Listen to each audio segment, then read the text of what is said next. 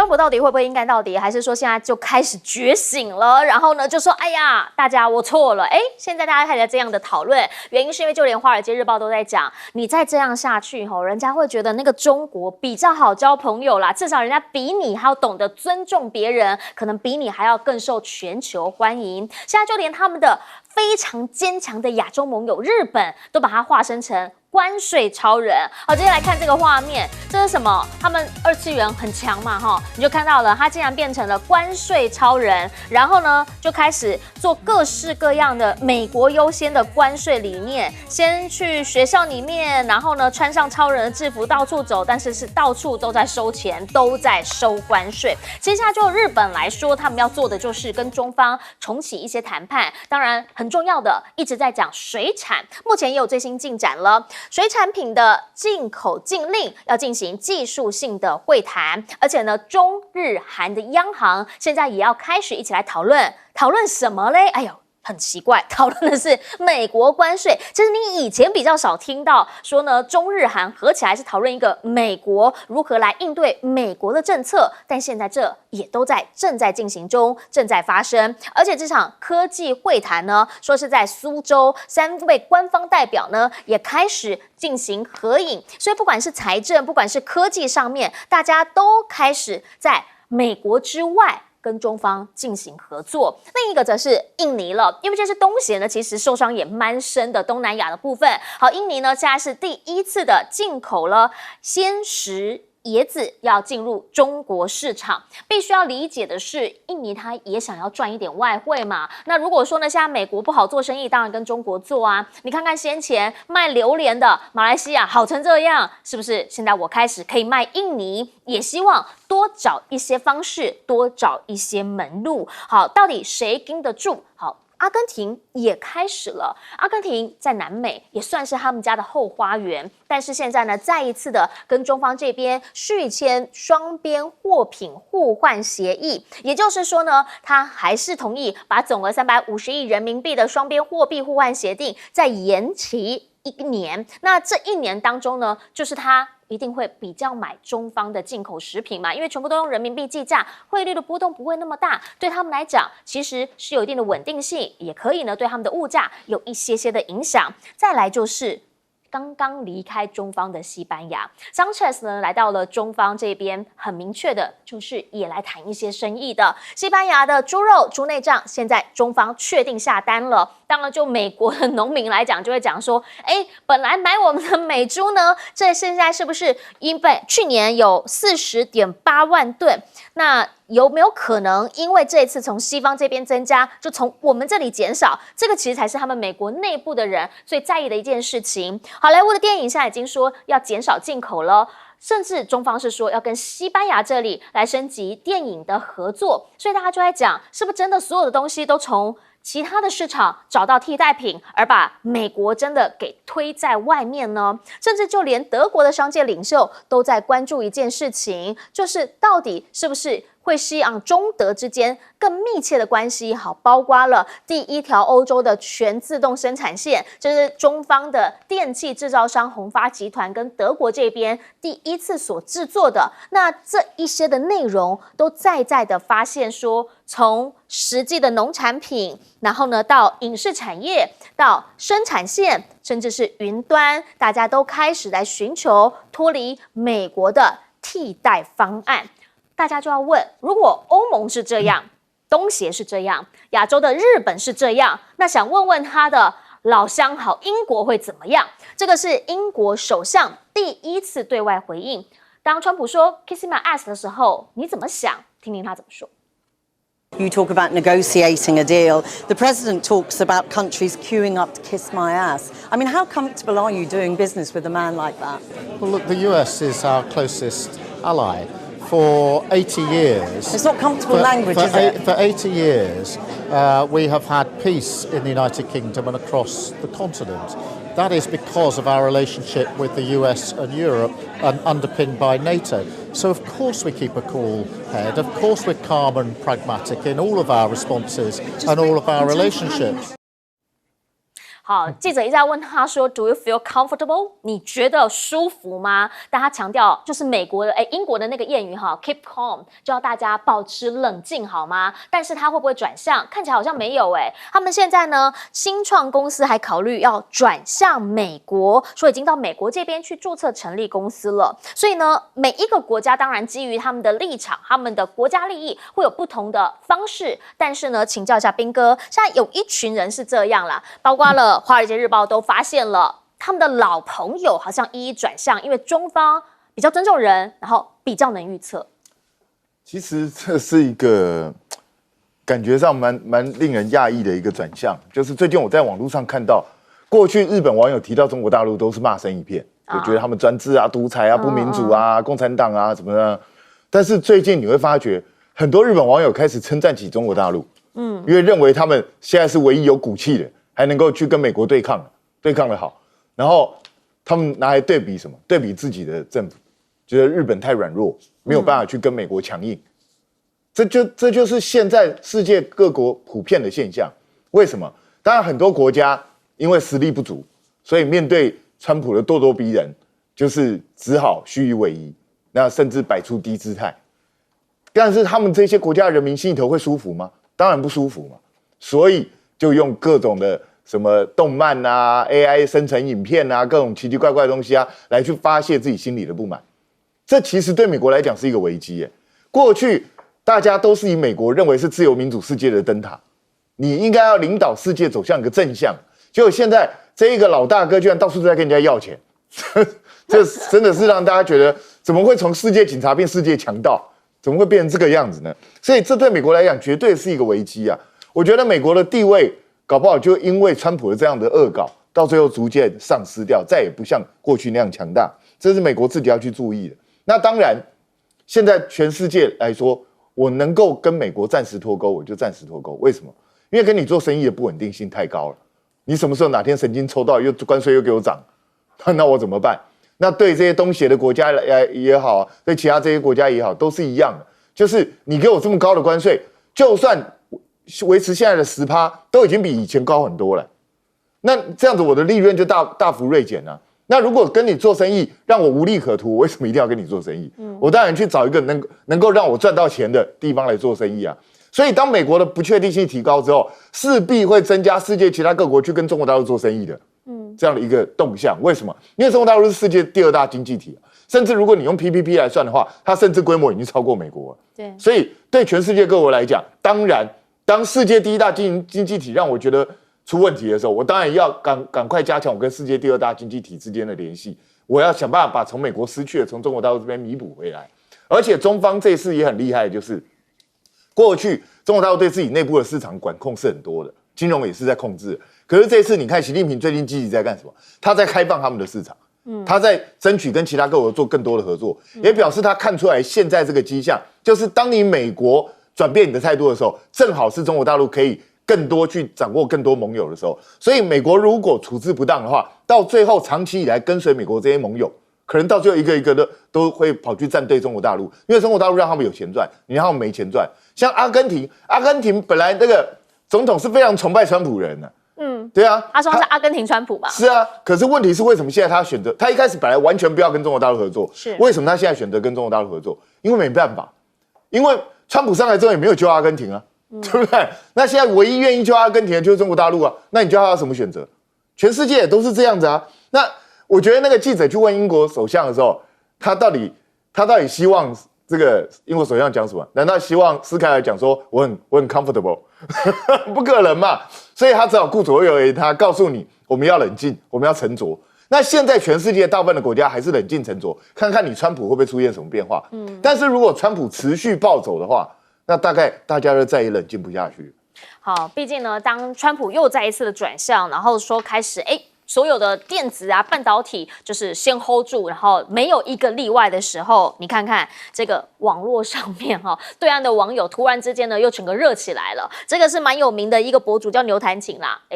半官方博主，他怎么讲的？他说这个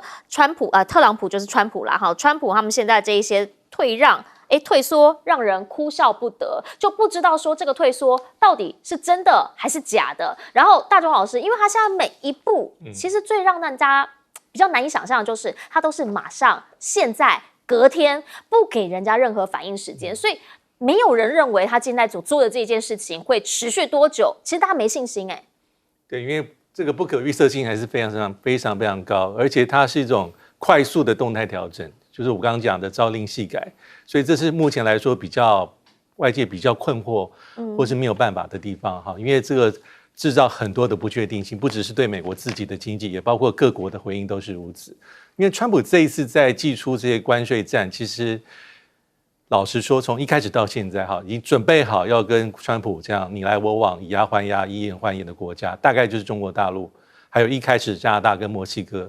那第三个就是欧盟。那欧盟的反应其实也是耐人寻味，因为我们仔细看，其实在原本这个4月9号对等关税要真正寄出来之前，其实欧盟才刚经过投票，27个国家、26个国家已经同意这个所谓的回应的方案。什么样的回应方案？基本上就是端出总共210亿欧元这么多的这个美国进欧盟国家里面的关税，而且它分3阶段。第一阶段是4月15号，大概是40亿欧元；第二阶段是5月15号，135亿欧元；第3阶段就是今年的12月1号，35亿欧元。所以代表说什么？欧盟准备好面对川普的重要的冲击。那现在是因为川普说暂停90天，所以欧盟也暂缓。但是我想所有的方案都在欧盟的手上，就要看川普未来怎么做。但于此这样的讲法，其实也代表说，大多数的国家现在都是很被动的，主动权都是在美国身上。我觉得这是好像没有办法看到的事实。那当然，冯德莱恩我们也很清楚，冯德莱恩基本上在过去几年间，川普就任之前，其实跟美国的关系非常的友善。不管是俄乌战争，不管讲价值观，不管要对中国大陆祭出很多那种比较隐性的这种遏制的策略，都是高度的配合。但现在其实欧盟跟川普政府之间的一些裂痕比较明显，从俄乌战争到关税，到一些价值性的议题，所以这一次其实冯德莱恩还保有一个后手，他在警告华府说，假设90天之后我们的谈判不能顺利的话，欧盟现在要寄出的这个对手，寄出的这个方法就是要针对美国的大企业、大科技企业，比如说包括像是Google 啦，不管是 Meta 啦，可能会对他们数位广告寄出高规额的这种关税，所以欧盟还是在想方设法要做一个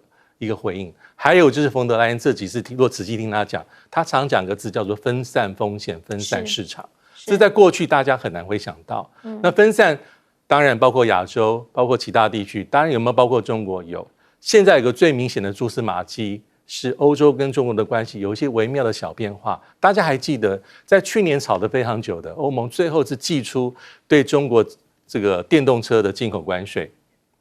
最高可以达到40几%。那现在要朝向新的谈判，就是可能未来不是关税，而是最低进入欧洲的价格。这代表什么？为什么会有这样的变化？因为川普的关税战，让欧洲在思考其他的方法来减轻自己的一些状况，可能拉近跟北京关系是一种选项。是，来请教一下小舰长。川普这个人，其实我们从之前的俄乌战争的时候，我们就已经知道了，他需要这个大家不断的吹捧他，不断的去拍他马屁。那所以他自己都讲了，kiss my eyes, my ass。可是呢，实际上来讲，我们看到了中国大陆这次挺起来，它不是 kiss， 它是 kicking， 也就是我踢你，直接踢你的屁股，我才不拍你的马屁。那这件事情从哪里可以看得出来呢？也就是从大豆的进口。其实大豆的进口就是一个非常大的一个贸易的象征啊。其实我们来看有关于大豆的部分，其实这就是一个战略机遇以及战略准备。我们可以看到，其实现在中国大陆进口大豆最大的国家，其实早就不是美国了，而是巴西。所以我们看到中国大陆跟巴西有这么好的关系，而且我们来看到他们实际上竞争的额度对不起，那个进口的额度其实相差的非常大。这个也就是现在我们看到这个美国的农民啊，最担心的地方，他的担心未来就会反映在他期中选举的选票之上啊。那至于说呢，现在我们看到阿根廷，它其实跟中国大陆签订了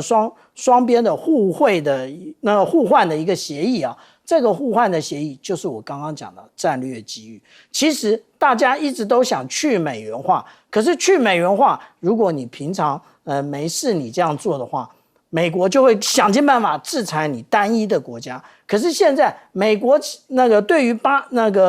阿根廷来讲，他只想解决自己的问题啊，所以他现在趁着一团乱的时候，他这样做，其实没有人注意到。当没有人注意到之后，但是这一个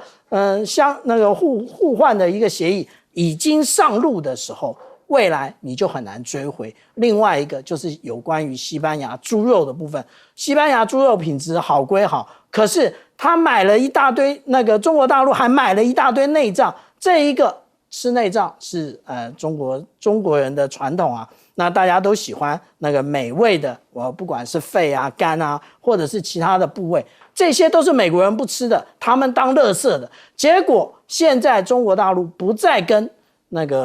美国进口，反而跟西班牙进口。那这个时候，对于美国的广大农民，又是一次严重的打击。好，也必须理解一件事情啦，在当时呢，中方跟欧盟因为电动车的问题，双方你来我往的时候，那个时候对西班牙是怎么讲？我就要对你的西班牙伊比利猪，我要减少订单。结果现在呢，不一样了，时势造英雄啊！美国现在很难做生意了，西班牙首相去中方访问，马上下大订单，然后是不是因为这样而影响到美国农民的利益？这其实就是后面一连串的国际局势发展影响到你的荷包。我们先进广告。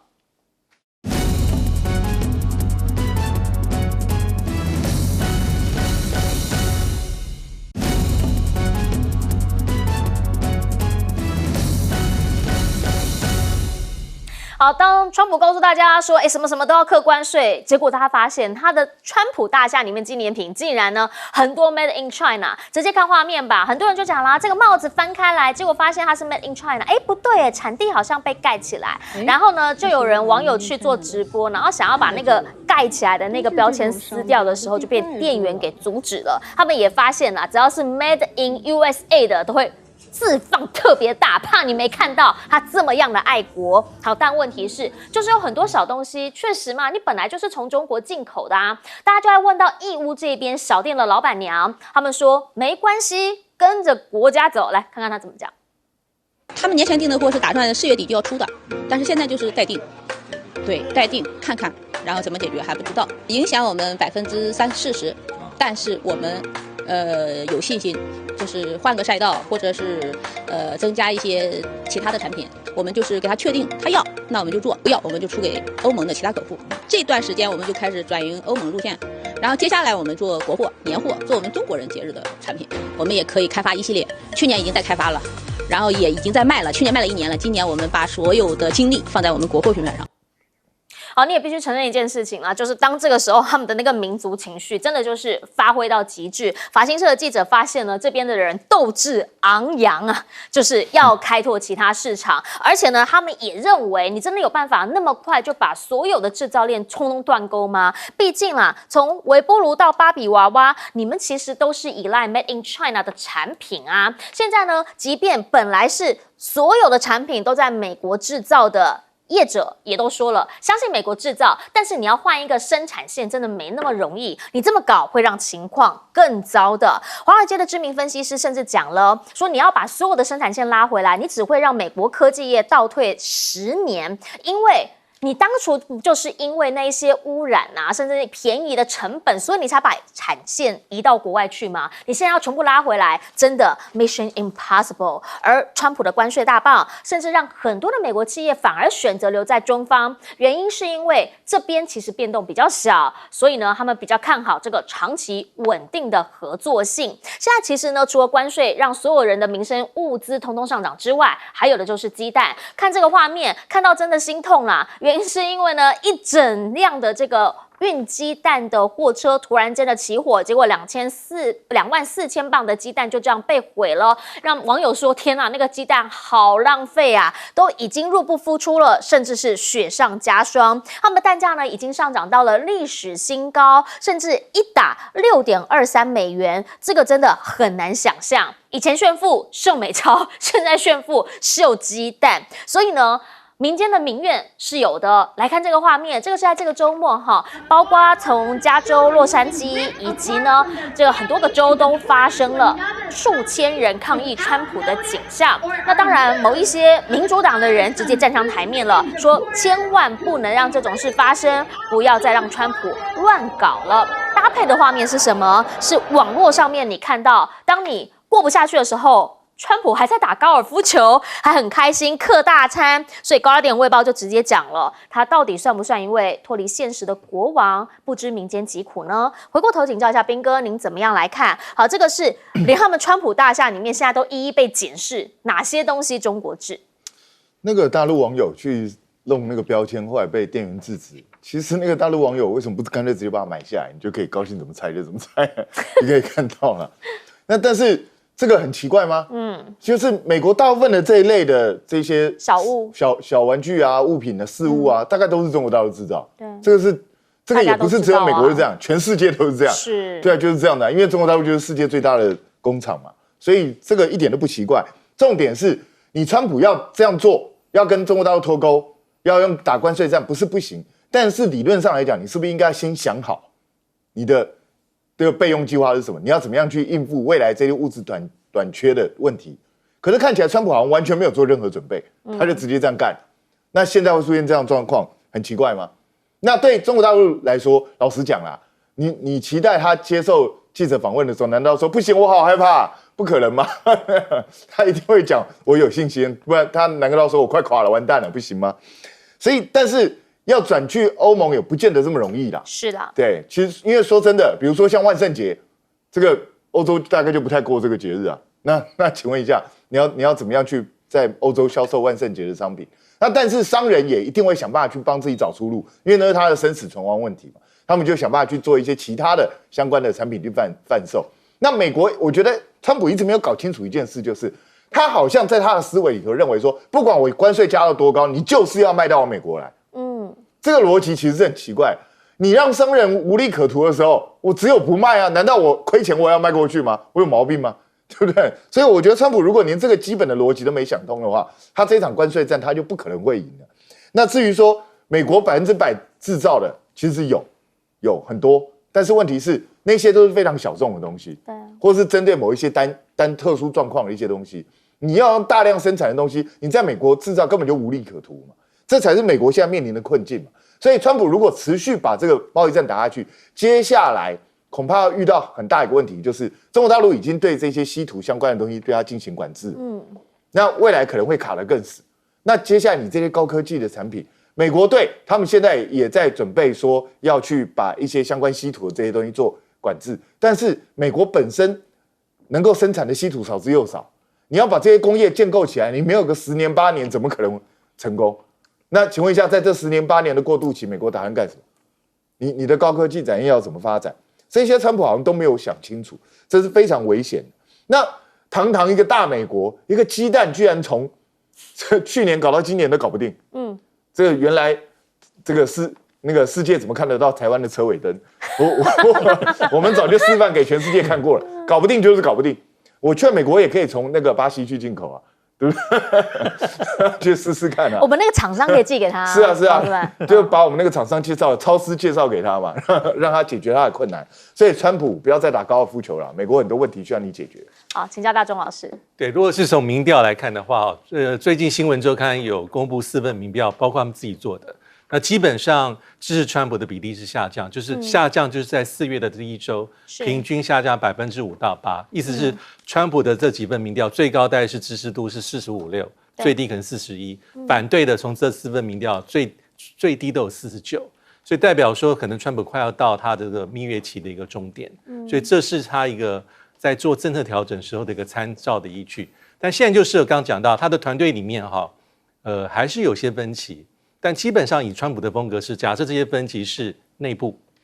不公开于世，我的团队没有在公开吵架，他大概还能忍受。包括一些企业界他的好友亲信对他对关税政策一些奉劝或是调整，他是听得进去。但现在最强硬的里面还是内瓦罗，因为在这团队里面最重要的成员里面，内瓦罗是从1.0开始就做过事的。对，所以他的强硬是到说，他相信川普的关税本身就是目的。是在4月7号他投书《金融时报》，才刚出来，他说这个关税是永久的，每一年可以为美国带来几百亿的进账。可是呢，像贝森特跟卢特尼特，他们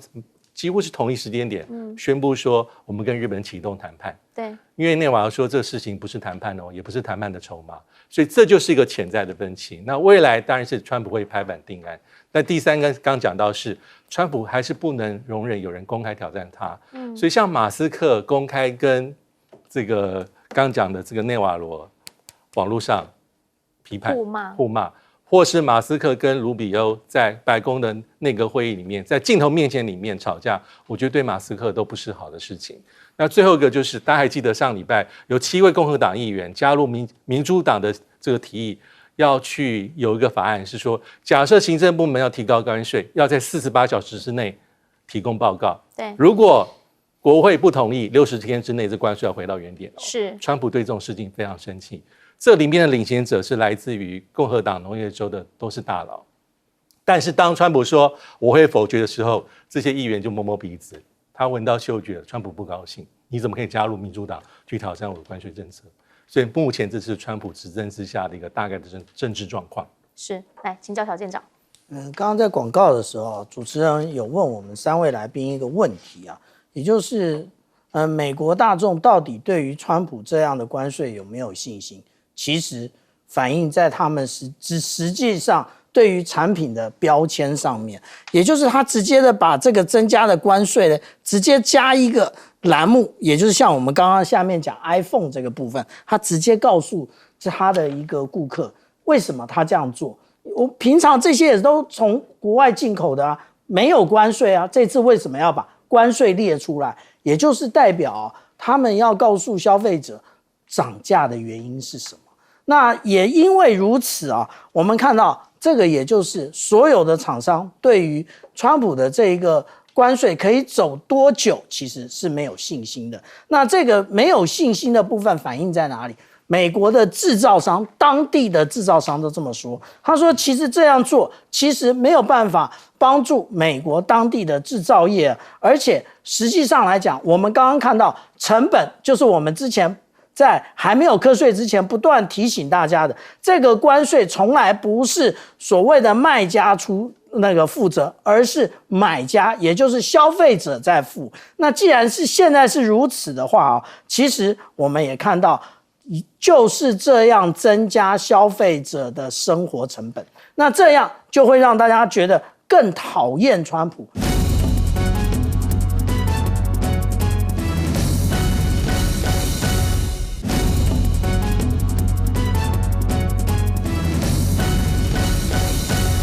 接下来，全球各世界领导人也都在想，到底要怎么因应川普的这个一日数变，这个关税政策一变再变，随时90天之后甚至之前又变回来，也很难说。所以，是不是有其他的更稳定的伙伴，而不是这种风险数这么高的领导人呢？美国媒体报道，现在《华盛顿邮报》。中国大陆所倡导的尊重他国、倡导合作的呼吁，显然现在比川普这种 kissing my ass 吸引力大得多。所以，包括欧洲，包括了很多的国家，都在往去美化跟其他中国大陆的合作的策略来方向走了吗？中国大陆采取的行动加强跟欧盟关系里面，第一个西班牙是走在最前面的。我们看到西班牙的首相去访问之后呢，进一步签署的各种协议，不管是农产品或者各项目的合作里面，都告诉大家，西班牙准备采购猪肉，中国要采购猪肉啦，来自于西班牙啦，就是不要跟美国买啦。各种贸易的合作非常的紧密。那西班牙当做 sample 的时候，连电影合作都来咯。在同时宣布好莱坞电影要减量进到大陆市场的时候，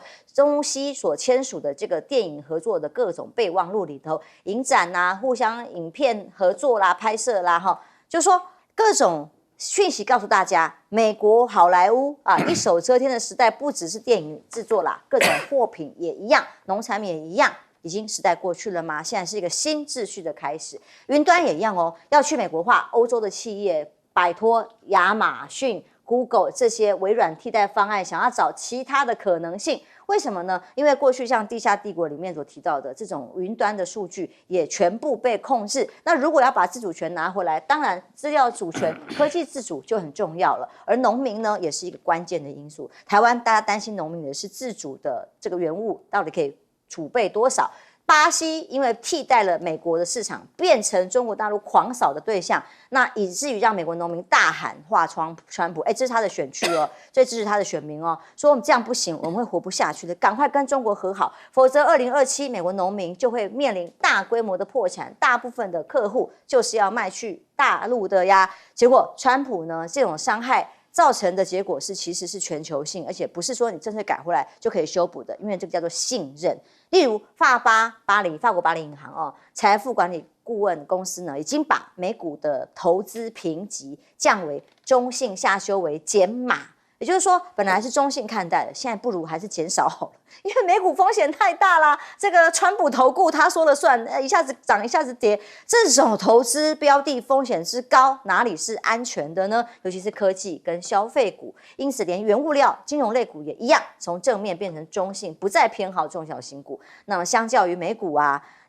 英国、日本、中国、新加坡、印尼市场，反而是被法巴银行所看好，因为安全性还有可预测性。那么大陆官媒呢宣布，4月14号开始到5天的时间，习近平即将出访，访问的是越南、马来西亚、柬埔寨。那当然这也是把大陆刚刚举行的周边12年多的中央的各种层级的外交的布局，全部的往东南亚再次的拓展。而这当中呢，也明白的摆着，就是要跟美国的政策刚好倒着来。那么包括货币政策，美国最担心的当然是美债，还有美元的地位不保。所以呢，金砖国家共同商议美国对等关税的时候，是不是取代美元成为另外一个 SWIFT 以外的其他的系统，还是有更多的关税可以做的？这将会是有可能把美国排除在世界金融秩序外的一个关键。有不可能吗？因为过去大家想，哎呀，美元秩序还是霸主啦，有办法一下子把它排除在外吗？现在看起来反而是由川普自己推动着，正在往去美元化的路上走吗？阿根廷也是一个指标。那为了美国施压很多，但是他还是顶住了压力，双方同意有350亿人民币，大概50亿美元左右啊的双边货币互换协议。这种动作都是把货币跟汇率体系重新走向美元以外世界的一个指标。大家来看这个市场的时候，川普其实最担心的美债跟美元，现在是不是也开始受到挑战？全球现在开始在去美国化，因为川普的一连串的作为，他第一个把关税高壁垒，高关税的壁垒；第二个，他开始这个整个政策动荡不安，美国的经济不确定，你任何在贸易、投资、金融。最严重的伤害就是不确定。你如果长期的不确定，其实大家一定会跟你保持距离。那现在你又高关税壁垒的情况之下，我一定要减少对你的依赖。所谓的去美国化，并不是或者是全球减美，并不是把美国切掉，而是要去降低对它的依赖的程度，以避免对你的冲击跟影响。那你要降低，你就同时你要去开拓新的市场，移转你的贸易，这都是很正常的。那全球也因为这样子的过去20年来的发展，不管各种因素，你讲是全球的这个发展、全球化，或者是一带一路基础建设，你东南亚20年前跟今天完全不一样。今天的连非洲跟拉丁美洲跟20年前都不一样，但主要的市场还是在美国、欧洲、中国以及没有中国的 RCEP。也就是亚洲市场，这4大市场现在另外3个开始会密切的整合。那现在川普一直认为中国跟世界离不开美国市场，是吗？现在开始要慢慢跟你要保持距离的。你美国离得开中国商品吗？前面我们就谈到了，你必须要豁免这些东西。其实还有一点，前面我们忘记谈到的，它可能是因为它的金主。他可能是因为他必须要让他的人民买 iPhone， 但是呢，他也知道，如果你要真的让这些产品到美国能够投资，你所有的这些中间商品零组件，你要从外国进来的时候，你如果有高关税，根本不可能。所谓的投资美国，所谓的美国再工业化，那是一个梦。那现在把它给降下来，这其实有这个可能性。我觉得贝森特在去说服他的时候，并不是说你要让大家买便宜的 iPhone，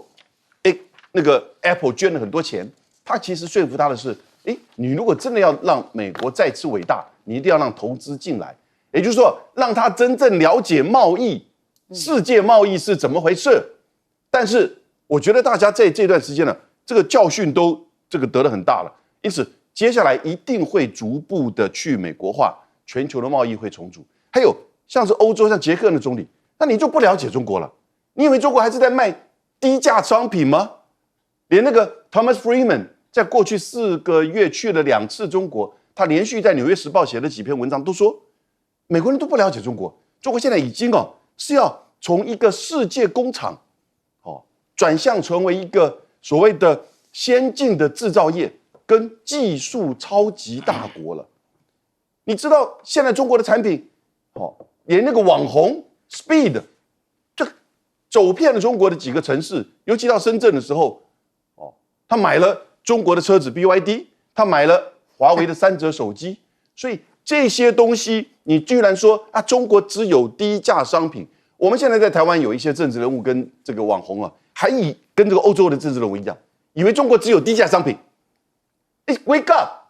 你不要跟另外一个川普一样好不好？你害了台湾，害了台湾的经济。那现在呢，面临到这样的情况，只有其实是建立一个新的贸易体系，然后呢，降低对美国的依赖，你就减少川普这种动荡不安的政策对我们的经济的冲击跟影响。是左老师，世界的地缘政治的版图正在重新重组，都因为川普。那么重组之下呢，连欧洲国家现在跟中国大陆一样在签，是不是？如果去高征的关税、汽车税，是不是要重新谈，甚至不征了，免税等等的？所以大家自然有自保之道，西班牙、阿根廷都是其中的代表。当然。其实大家都是过去以来都是一个出口到美国的，就过去这几年了，其实像德国啦，他们出口到美国都有增加。但是在川普这一系列关税的政策之下，他们突然感觉到说，美国这个市场呢有太高的不确定性，因此他们需要去分散市场。所以他们现在欧洲要重新考虑，就是说原来搁置的那个中欧投资协定那是不是要重新启动？那当然，双方有很多投资的问题可以谈了。那包括什么呢？包括他们在这个中国大陆、欧洲投资者在中国大陆的这个得到的保护，当然也包括中国大陆的这个产品进入欧洲所得到的待遇。所以现在一个浮上台面的问题是什么？就是原来欧盟是要课中国大陆那个就是电动车那个反倾销税，现在可能就是在重新谈，说是不是改成一个所谓最低价的要求，就是不能低于什么价格？为什么？因为一方面，双方大家都希望能够在面对川普压力之下，大家有一个分散市场。但另外一方面，欧洲也认识到，就是说中国大陆的这个产品如果被美国市场挤出来之后，他们要去哪里？他们其他市场都会去啊，这个中南美洲啊、中东啊、日本啊、韩国啊、东南亚，当然也包括欧洲。所以这可能也会对欧洲带来新的压力。所以他们当然要想办法，就是说有效的去。来管理这样一个新的这个货品流，那你说，他应该要加强什么对倾销产品的这个惩罚啊，加强关税，那中国大陆也会加强关税啊，最后结果他们会更惨，所以还不如就谈判。包括为什么这次石破茂去美国，这次石破茂派代表去美国，经济振兴大臣去美国，大家被认为他会被第一个列为这个谈判的这个对象。也包括他应对的很聪明啊，除了他这种不讲出来他到底要做什么，但是他说我愿意赶快来谈，可是他不说我要怎么谈。还有一个，他在开始之前先跟中国跟韩国的这个贸易部长有了一个3方会谈，就是很巧妙去使用这张中国牌嘛。而且他也讲得非常清楚，虽然他说他没有要跟中国大陆一起来对付川普，可是呢，他就还是讲得很明白，中日韩自由贸易协定要持续来谈要加速来谈。这个就是现在各国的一个应对的方式嘛。那马来西亚做什么呢？因为习近平马上要去马来西亚访问，马来西亚的方式就是跟中东国家去谈，因为他们有这个共同的这个伊斯兰的信仰嘛，所以他们在今年1月跟这个阿拉伯联合大公国签了这个自由贸易协定，所以下一步还会继续推展它这个中东市场。大家都在想怎么样分散市场，因为都了解到美国市场现在未来这一段时间会有很高的不确定性。我觉得这个是我们从这里头可以看到。第二个就是像欧洲也认识到一点，刚才讲到中国大陆的这个产品向外输出，他们也认识到一点，当中美打架的时候呢，欧洲也会受害。所以虽然说看起来90天之内啊，这个对等关税暂停了，但是大家觉得还是没有办法放松。所以我想礼拜一的这个股市也许不会反弹的那么强烈。为什么？因为中美之间的问题没有解决，其他国家都一样受害啊。就像产品的从中国大陆产品本来去美国到其他国家，而且包括什么？现在全球的生产链没有办法这么完美的切割了，什么一定是在哪里生产了，哪里没有中国大陆的商品，都不太可能的啦。现在全球的生产链是围绕在很多国家的，所以你针对一个市场去围堵、去封锁，那是不可能。现在这个贝森特提到这个西班牙的这个首相去中国大陆访问，说：“哎呀，你要跟中国接近，你就是什么呢？自己砍自己的喉咙。”但事实上，这样子的趋势是不可能改变的。为什么？因为他们都了解到说，这个如果中美打架，他们会受害。所以，当贝森特提出来的新策略是说，美国要联合他的盟友来共同围堵中国大陆的时候，他的盟友包括日本、韩国，包括欧洲可能会告诉美国说，最好你们两个还是赶快把问题解决啊，不要大家绑在一个战场上去围堵谁，因为这样大家还是会受害。最好的结果还是一个什么呢？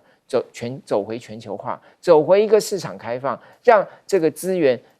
通过这个自由市场自己去分配，那是最有效率的一种安排。日本还一招，他还大卖美债，所以像朱云鹏老师讲的，会不会最后只有美国被排除在全球化之外呢？将军，我认为川普的这个关税策略他失算，你看他中国大陆马上把美国这些我们讲到电影产业也好，影视产业也包含这个运动、篮球、棒球、拳击等等里面都受限，因为这不是生活必需品，这只是娱乐。中国大陆可以不要，而且中国大陆现在这个影视也发展的也蓬勃发展，不管这个悟空也好，哪吒也好，还有它的历史剧也好，都可以做替代。这个娱乐替代很容易，因为它不是必需品。另外我们看粮食，中国大陆粮食每一年从世界各地进口1亿6千万公吨，因为中国大陆粮食是不够的。那最大的来源呢，37%，也就是6000多万公吨向美国买这些玉米，买黄豆。买小麦，买高粱，但是中国大陆已经找到了替代市场，就是从巴西跟阿根廷进口。那这样的话，那美国这些，尤其是它农业州，那小麦田啊、玉米田，有时候一望无际啊。但是这些收起来要找市场啊，这些农产品不经放个1、2年啊，这些我们讲到的黄豆或者玉米，黄菊毒素就出来了，不能放久，所以要赶快找市场去卖掉。粮食不宜久放。没有说放个3年5年再卖，没有这种事情，那怎么办？那是市场全世界最大的粮食进口国就是中国大陆，他就是要吃饭啊，14亿人口，每人吃1碗，就是14亿碗饭啊。你一天3餐啊，就要吃50多亿啊，40多亿啊，你14亿碗乘以3餐，你40多亿碗饭啊。你看中国大陆这粮食的进口是多大的市场？但是现在还找到进口替代，往南美洲去了，往巴西还是这个金砖5国之一啊，跟中国大陆关系非常的好，然后就找到了替代市场，只是它的运输成本跟时间成本稍微高一些，那可以忍受。所以你看美国的这些筹码有限，美国当筹码有限的时候，不要去搞这个贸易壁垒，因为会造成自己的这个损伤还够大，而且它得罪的铁杆，包含加拿大、包含澳大利亚、包含日本、包含韩国，甚至包含以色列，它都得罪了。所以它这无差异的关税战，造成川普在这一方面失策了。当川普把全世界因为关税大战压着宣布，搞得世界大乱，很多家庭都因为这个股价大跌而受伤的时候，川普在干嘛呢？美国媒体曝光啊，川普连续几天《卫报》报道，他都在打小白球啦。哎呀，这个川普国王好忙啊，完全脱离现实啊，而且继续跑趴是很贵的餐啊所以您好，因为川普关税费用加收450万元，这种状况是普遍的存在所有的企业啦，或者是一般的通路消费的商店里头的。但川普可不在乎啊，他还在吃每餐100万美元台币大概3240万，好夸张啊！他弄头发7万块美元，他吃一餐3240万元。所以他在乎大家现在所受到的经济波动跟困境吗？不在乎啊。但美国的业主已经说，都受到了因为关税的影响，苦苦挣扎，连这个什么光座位表演厅安装座椅都可以上涨个450万台币。所以川普的关税太乱，反而对于美国制造业，所谓美国制造，想要把大家的制造业拉回来，是帮助吗？不，一般一致的市场看法都是太糟了，完全没有帮助，只会让情况更糟。这个是福士品牌的执行长库勒他公开形容的。这对于接下来对于越南各种的合作的措施来讲，让这些制造衣服啊、服饰啊、品牌啊都受到了重创。说还在庆祝说是胜利，他们都觉得不可思议，到底要怎么样把产线迁回国内？越南产品会比以往任何时候都便宜，这个只是一个想象啊，根本不可能实现。就算厂要开到美国来，也不是一天可以达到，而且成本实在太高，他怎么想都不可能有川普说的赚很多很多钱这件事情。他们都觉得天哪，川普在想什么呢？而贸易战引爆的叫做灭绝事件嘛，中小企业说面临的恐怕会是被灭顶的状况，因为呢各种的人事招聘、成长通通都已经停止了，尤其是跟中国大陆有关的这种企业相关的，都正在想办法因应止损，不管是暂时停业还是说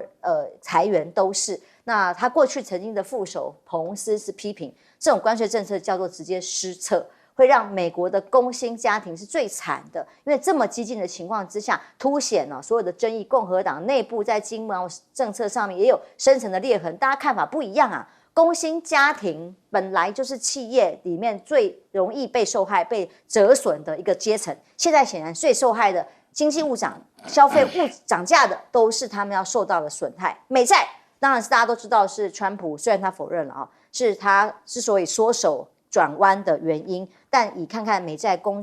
债殖利率的数字一路飙升，从上礼拜一直飙啊飙啊飙，到目前为止已经收在4.92百分比，逼近4.5百分比的水准，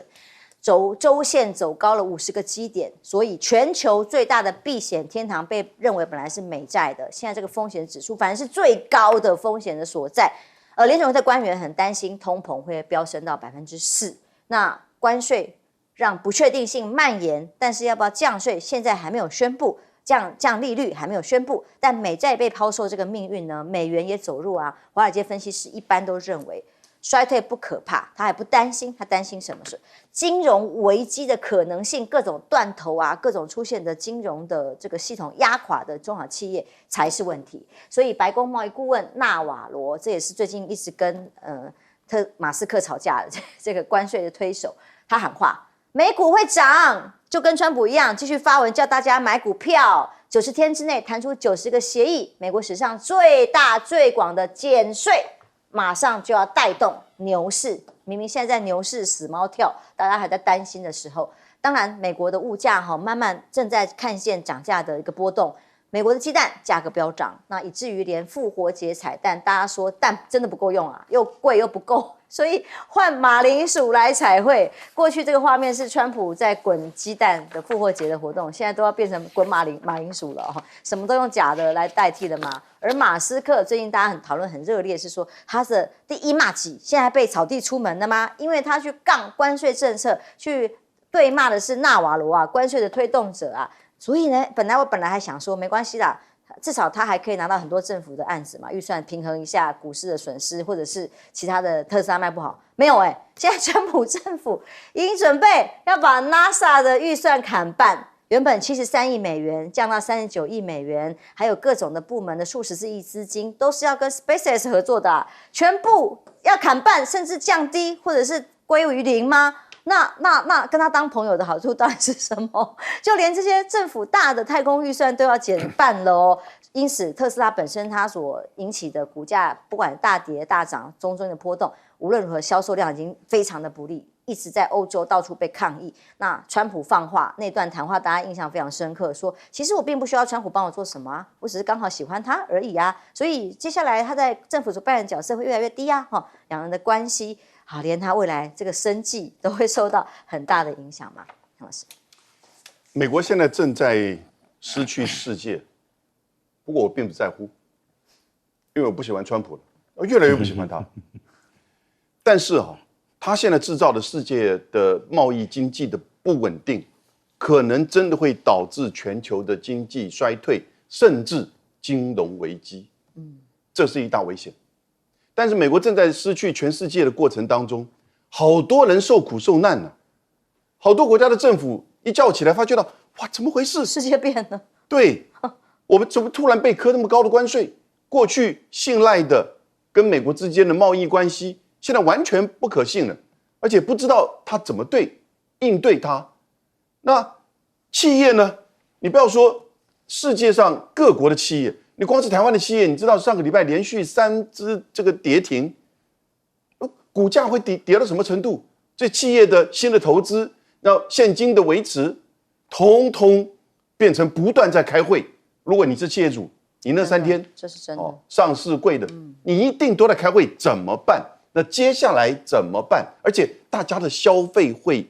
萎缩，因为面临到不确定的时候，你都会消费萎缩嘛，是不是？所以这就是那个人呢，太多个人因此会受到了冲击影响。我这边提一个大家可能比较少关注的，全球南方国家怎么办？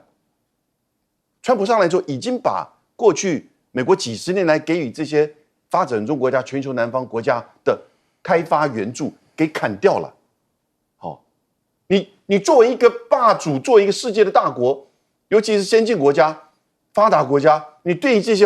这个发展中的国家、全球南方有责任去提携照顾他们的。尤其过去你一直建构的就是不断的剥削他们的经济嘛，这你把它砍掉，你现在砍掉就算了，你还改收关税，东南亚国家20%、30%、40多%，非洲最夸张的马达加斯加被收47%。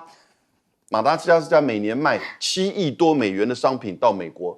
这个国家1000多块平均的 GDP， 很贫穷的，非常贫穷。然后呢，它大概没有进口美国什么东西，所以呢，你就看到它被磕47%，可是呢，它卖了美国的7亿美元里面有香草，尤其是那个 Häagen-Dazs 的香草，以后美国买香草就变贵了，所以美国正在失去全世界，造成全球的恐慌，全球南方更恨他们。这不会是一下子你取消豁免就回来的。我告诉你你这已经失去全世界了。没有人道主义，没有江湖道义，也没有气候变迁，这就是川普现在要的，只有钱，进美国才是他的王道。休息一下，马上回来。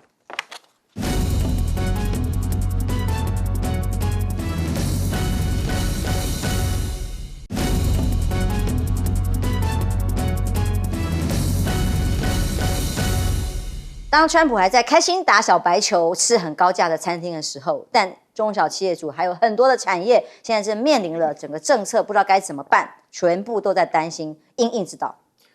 我听到那个就是美国的那个 NPR 啊，最近有一系列访问美国企业主对于这个对等关税的这个看法。那当然，我